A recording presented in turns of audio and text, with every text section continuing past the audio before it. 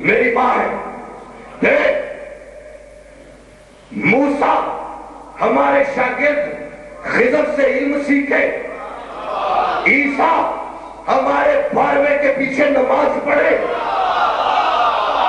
موازنہ کرنا تھا تو موسیٰ یا عیسیٰ سے کرتا. سن, میں تو یہ بھی نہیں کہہ سکتا کہ میں تجھ جیسے سے افضل ہوں.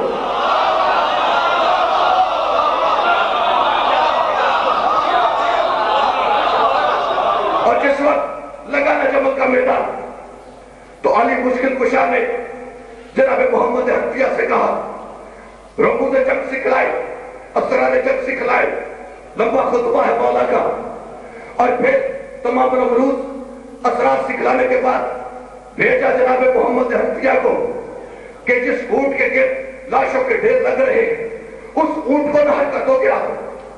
جناب محمد حنفیہ آگے بڑھے, تیروں کی بوچھاڑ آئی.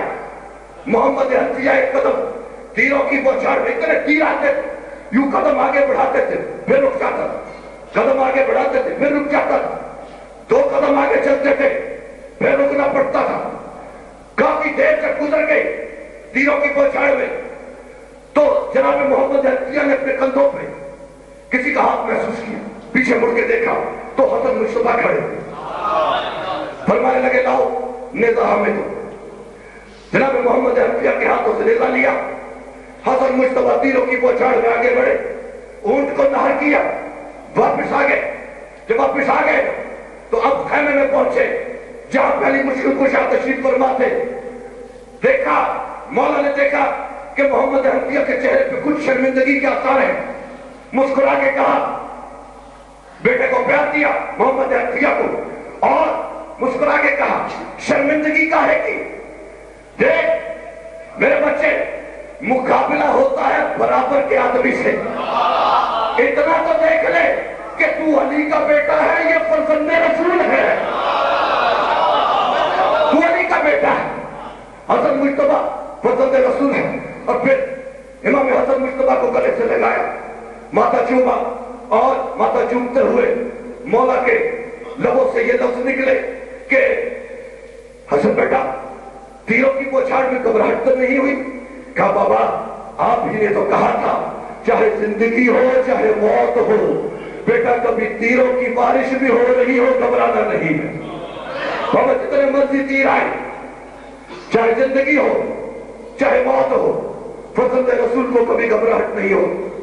اتنا امیر بیٹا ہے رسول کا کہ کسی غریب علاقے سے زہر نہیں ملی,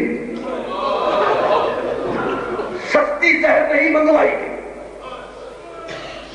ملک روم سے جو مہنگی ترین زہر تھی وہ رسول کے امیر بیٹے کے لیے منگوائی, اور ایسی زہر تھی کہ اگر اس کا ایک قطرہ کسی زمین پر پھینک دینا تو زمین پھٹ بھی جائے اور قیامت تک اس میں کھیتی بھی نہ ہو.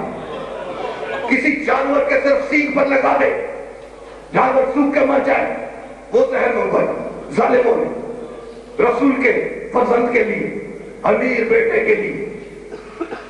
روزے دار تھے, گرمی کا موسم تھا. حسن مجتبیٰ گھر تشریف لائے فرزند رسول, اور زہر دینے والی نے شربت کا گلاس آگے رکھا. مولا نے ایک نظر گلاس کی طرف دیکھا اور پھر آسمان کی طرف دیکھ کر کہنے لگے رزق بھی قضائی وہ تسلیم علی, تیری قضا پہ حسن راضی ہے اور تیرے امر کے سامنے سر تسلیم خام ہے. ایک گھونٹ لیا اور گھونٹ لے کر دیکھ کے یوں کر کے بلونا کی طرف مولا کہنے لگے کہ بے حیا میرا خیال نہیں کیا تو کم از کم میرے قاسم کی عمر تو دیکھ لیتی, میرے قاسم کا سر تو دیکھ لیتی. اٹھے, پوری شیشی, ایک قطرہ نہیں ڈالا تھا گلاس, پوری شیشی اونڈے تھی, اسی گلاس میں زہر. اب مولا اٹھے, گھر کے دروازے سے باہر آئے اور دیواروں کے سہارے سے فرزند رسول اپنے نانا کے روضے پہ آئے. نانا کے روضے پہ آ کے نانا سے ملاقات کی، نانا کو بتایا نانا مجھے زہر مل گئی ہے۔ نانا زہر تو اس سے پہلے بھی کئی مرتبہ مجھے ملتی رہی ہے، لیکن یہ جو اب زہر ملی ہے نا نانا، یوں لگتا ہے کہ میرا جسم کٹ کر باہر آ جائے گا۔ نانا اگر میں تیرے پاس آنا چاہوں تو اجازت ہے؟ بس یہ کہنا تھا کہ قبر رسول سے آواز آئی کہ میں تو ساری زندگی کندھوں پہ اٹھا کے پھرتا ہوں، یہی تو دکھانا تھا امت کو۔ میرے بچے تیرا نانا تیرا منتظر ہے۔ نانا سے رخصت ہو کر نانا سے ودا ہو کے فرزند رسول بقی میں ماں زہرا کے پاس آئے اور آج ماں کو سلام کیا۔ یوں قبر میں لرزداری ہوا، بتلایا کہ ماں مجھے زہر مل گئی ہے۔ قبر سے آواز آئی، میرے امیر سید بیٹے، اگر امت نانا کے روضے میں دفن نہ ہونے دینا تو خاموشی سے ماں کے پاس چلے آنا، میں تجھے پہلو سے لگا کر رکھوں گی اور پیار کرتی رہوں گی۔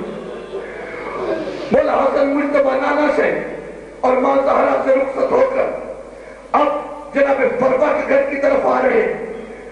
رات آدھی بیت چکی ہے، دیواروں کے سہارے سے چلتے آئے اور جب پہنچے نا جناب فروا کے دروازے پہ تو کیا دیکھا کہ فروا دروازے کی چوکٹ پہ کھڑی ہے۔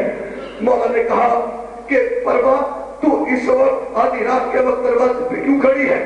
کہا کہ نیند آ گئی تھی، سو رہی تھی قاسم کو سینے سے لگا کر کہ ایک دم خواب میں آپ کی جدہ، آپ کی اماں مخدومہ کون ہے سیدہ زہرا بطول تشریف لائیں اور کہنے لگی کہ اپنے بیٹے کو تو سینے سے لگا رکھا ہے، کیا میرے بیٹے کا بھی خیال ہے؟ بس اس وقت سے اتنی بے چین ہوں کہ آگے میں باہر آپ کے انتظار میں کھڑی ہو گئی۔ یہ سننا تھا۔ مولا نے کہا فروا مجھے زہر مل گئی ہے، میرے لیے بستر لگا دے۔ جناب فروا نے سہارا دیا، امام اندر تشریف لائے، بستر لگایا۔ امام بستر پہ آئے اور عزادارو جانتے ہو کہ امام بستر پہ اس طرح سے لیٹے ہوئے تھے کہ بار بار جناب فروا بستر کو صحیح کرتی تھی، ادھر فروا بستر ٹھیک کرتی تھی، ادھر سارا بستر پھر سے اکٹھا ہو جاتا تھا۔ یوں تڑپ رہا تھا ماہی بیعت کی طرف سے، میرا مظلوم امام رسول کا امیر فرزند۔ اب امام نے کہا کہ فروا میرا قاسم کہاں ہے؟ کہاں سو رہا ہے مولا؟ کہا یہ بھی کچھ سونے کا وقت ہے، قاسم کو اٹھا کے لاؤ میرے پاس۔ جناب فروا قاسم کو لے کے آئی، مولا نے شہزادے کو سینے سے لگایا اور شہزادہ امام کے سینے سے لگا، یوں سینے سے لگا اور جھٹکے کے ساتھ پیچھے ہوا۔ کہا بابا آپ کا سینہ اتنا گرم ہے کہ اس پہ تو رخسار نہیں رکھے جاتے۔ مولا نے شہزادے کا ماتھا چوما اور جناب فروا جب باہر کو جانے لگی، مولا نے کہا ابھی نہیں فروا، رک جاؤ۔ فروا جو سو رہی ہو نا انہیں جگایا نہیں کرتے۔ میری بہنیں علی کی بیٹیاں تہجد کے وقت اٹھتی ہیں، میں رب کائنات سے دعا کرتا ہوں مالک مجھے اتنی مہلت دے کہ میرا بھائی حسین بھی آ جائے، میرا بھائی عباس بھی آ جائے اور زہرا کی بیٹیاں بھی آ جائیں، میرا مالک مجھے مہلت دے۔ فرما تہجد کے وقت تک کا انتظار کرو، میں بھی برداشت کرتا ہوں۔ علی کی بیٹیاں تہجد کے لیے اٹھتی ہیں، تب جا کے